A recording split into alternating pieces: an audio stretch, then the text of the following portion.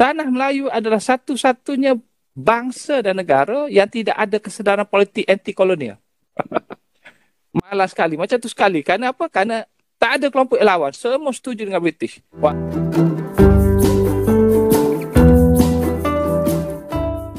Buat memahami perilaku kaum Melayu Malaysia yang aneh, seperti mengklaim bahasa Indonesia atau budaya Indonesia seenaknya, kita perlu melihat penulisan sejarah di Malaysia yang amburadul. Sejarah yang kacau itu jelas mempengaruhi pola pikir Melayu Malaysia hingga sekarang. Kekacauan itu misalnya terlihat dalam mengartikan nasionalisme. Bagi orang Indonesia amat jelas, nasionalisme adalah ajaran atau gerakan menentang penjajah. Jadi kaum nasionalis adalah penentang penjajah. Adapun kelompok yang memuja penjajah adalah pengkhianat. Kelompok pro-penjajah atau dianggap antek penjajah ini jelas dimusuhi oleh bangsa Indonesia. Nah, hal yang aneh terjadi dalam sejarah Malaysia, kelompok yang pro-penjajah itu atau kelompok pengkhianat itu justru yang dianggap sebagai kelompok nasionalis. Misalnya kelompok UMNO yang memerintah sejak Malaysia merdeka. Sebaliknya kelompok yang menentang penjajah, di Malaysia dianggap pemberontak dan dituduh komunis. Mereka banyak yang dibunuh atau dimasukkan penjara di masa darurat. Itulah yang menyebabkan sejarah Malaysia terbalik-balik dan pola pikir kaum Melayu Malaysia pun jadi aneh. Bahkan patung berwajah prajurit British pun masih menjadi simbol pahlawan Malaysia hingga sekarang. Pelurusan sejarah tidaklah mudah karena hingga sekarang kelompok pemuja penjajah masih berkuasa.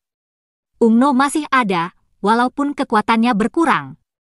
Raja-raja Melayu pro-penjajah juga masih berkuasa.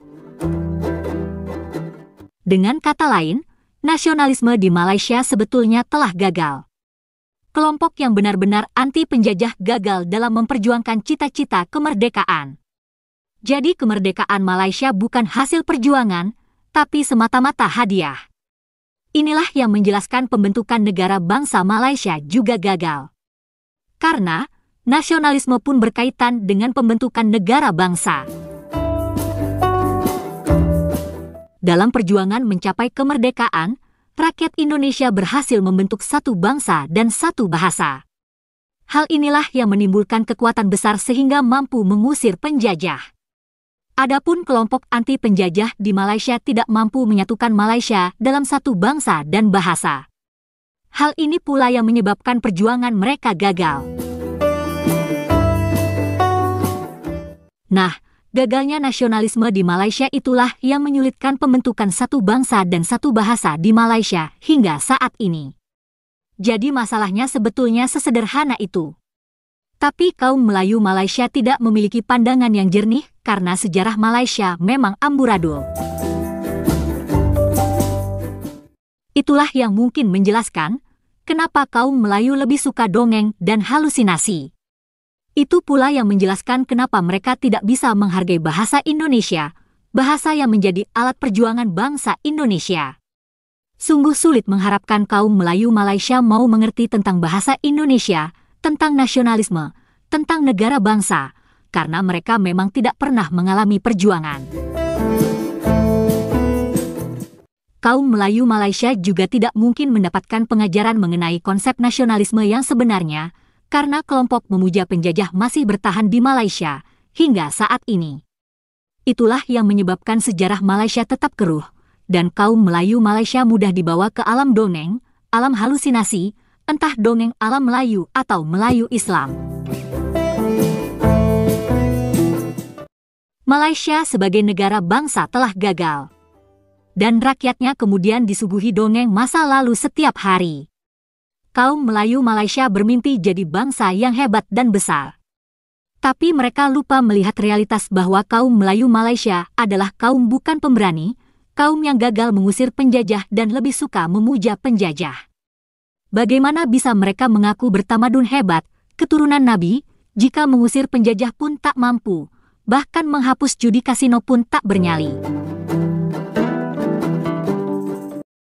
Hai guys, jumpa lagi. Kali ini kita akan membahas masalah nasionalisme di Malaysia.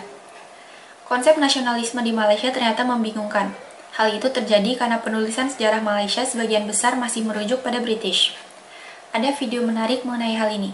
Yuk kita simak ya. Konsep nasionalisme ni. Dan bila bincang tentang nasionalisme Melayu, elemen dia sangat negatif. Apa dia elemen dia? Bahawa mereka ini yang menentang British itu adalah golongan-golongan yang penting diri, gila kuasa. Mereka ni bukan nasionalis. Nasionalis ni muncul hanya zaman UMNO saja.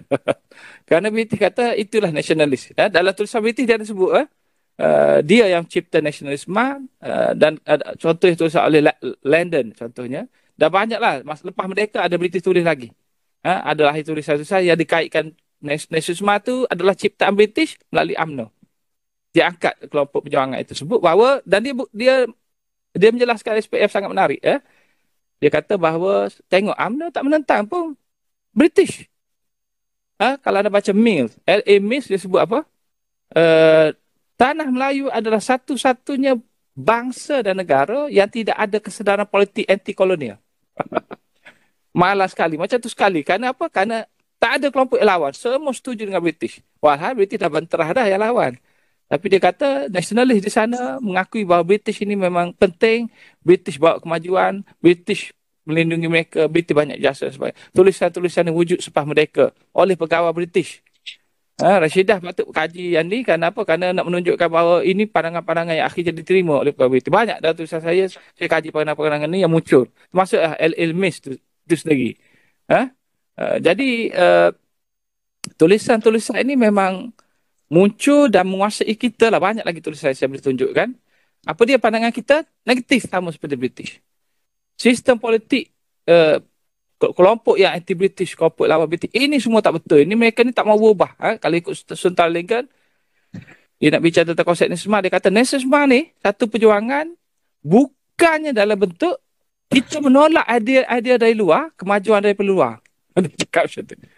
Tetapi nasionalisme adalah satu sikap untuk merdeka walaupun terpaksa menerima idea dan kemajuan daripada luar. Maksudnya apa? Nasionalisme tidak semestinya menentang penjajah. Dia boleh juga terima penjajah. Ini yang saya sangat tidak setuju. Apa bentuk nasionalisme? Dia mesti bersifat anti penjajah. Tak logik nasionalisme boleh menerima penjajahan dalam keadaan baik macam mana sekalipun. Itu pendirian saya. Berasaskan teori nasionalisme yang saya kaji. Kenapa saya kata macam tu? Kalau anda tengok mereka ni kaji, mereka kaji Hans Kohn, mereka kaji Shepherd, mereka kaji Carlton. Mereka ni kaji tulisan-tulisan yang banyak memuji penjajah, yang banyak mengangkat orang Eropah. Dan inilah rujukannya membentuk teori-teori kita tentang nasionalisme pada hari ini. Yang dikritik oleh sarjana barat sendiri adalah pertentangan mereka. Contohnya Anthony D. Smith. Dia kata bila bincang tentang konsep nasionalisme ni memang sangat tak berguna konsep ni.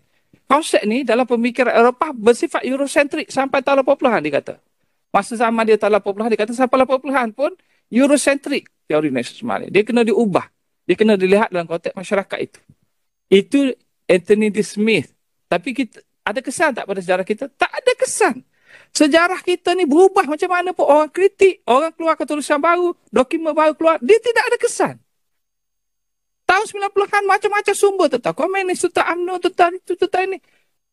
Carl Heck, Stockwell, apa semua, tulis macam-macam. Philip Derry, Chimping pun dah tulis tulisan dia. Macam-macam cerita tentang daurat. Apa berlaku pada sejarah kita? Keluar buku teks lepas peristiwa, lepas keluar dokumen tersebut, tak sampai. Penulis buku yang terlibat ni masih cerita daurat, BT nak lawan, BT nak perkenalkan dasar itu, apa semua. Apa makna ni? Walhal disebut jelas dalam sumber-sumber ni dan juga tulisan barat, dia kata sebenarnya rancangan British ni masa tu bukan darurat tapi perang. Itu disebut oleh Frank Freddy. Kemudian disebut oleh Stockwell bahawa satu-satunya punca British istilah darurat bukan kerana masalah keganasan yang dicetuskan oleh komunis, tapi tuntutan daripada majikan-majikan di Eropah dan juga pemimpin-pemimpin elit kanan ni supaya British stabilkan negeri ni. Kelompok nasionalis ini mengganggu sangat dan juga ada kelompok komunis.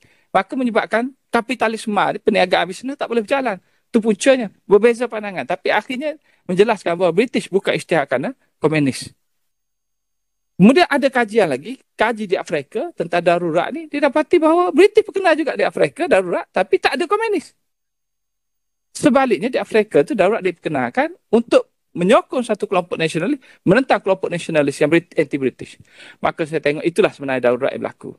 Seperti yang dikatakan oleh Freddy, darurat ini adalah satu istilah public relation untuk tunjuk pada dunia bahawa British ini baik-baik saja. Dan memang itu sesuai dengan perangai British. Dan bila berlaku darurat, macam-macam cerita lah. PKM tak diharamkan. Kemudian kelompok-kelompok nasionalis, kelompok agama ditangkap dan sebagainya. Selain pada UMNO ditinggalkan. Begitulah guys, masalah nasionalisme di Malaysia yang membingungkan. Sesungguhnya nasionalisme di Malaysia telah gagal, tapi kelompok yang pro penjajah kemudian mengklaim bahwa mereka adalah kelompok nasionalis. Itulah yang jadi persoalan. Terima kasih sudah menonton sajian kami, sampai jumpa lagi.